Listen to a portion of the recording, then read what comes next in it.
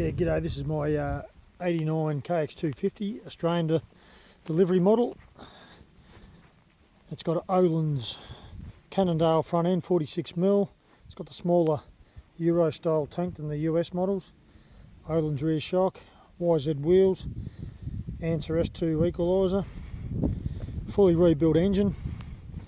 I've got an 88 Kx250 and an 89 Kx250 I'll show in future videos, so yeah, hope you like it.